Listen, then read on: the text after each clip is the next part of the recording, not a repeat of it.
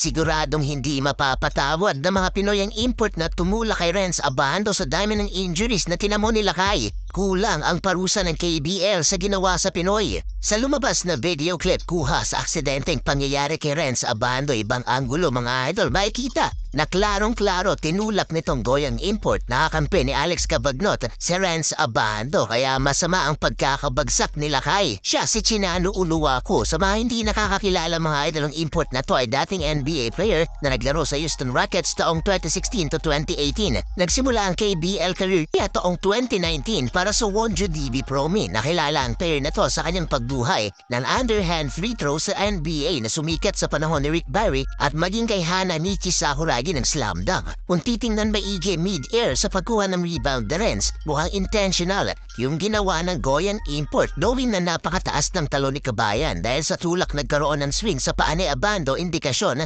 na pinersa ang tulak na yon kay Lakay. Kung titingnan kasi sa replay ng official broadcaster, parang kasalanan ng Koreano pero hindi mga idol. Well, nag-imbestigahan KBL sa nangyari at nag-meeting kaugnay sa aksidenteng ito. Ngayong araw lumabas ang sanction kay Uluwaco at pinagbultan ng halagang $2,400 at walang game suspension. Almost 133,000 pesos kapalit ng sandamakmak na injuries ni Lakay. Sabi din ng source, may history daw talaga ang KBL na bababaw ang kanilang pinapataw na disciplinary action. For sure, marami ang hindi sasang-ayon sa sanction na ginawa ng KBL officials.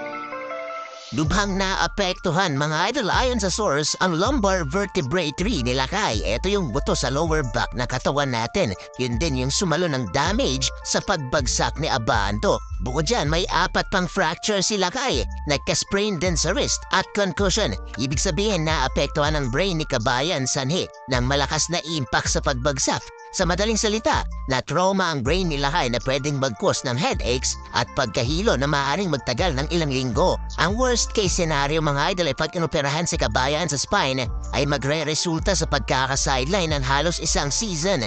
Ngayon ang timeline ni Abando ay 4 to 5 weeks para makarecover. Yan ay kung hindi siya ooperahan.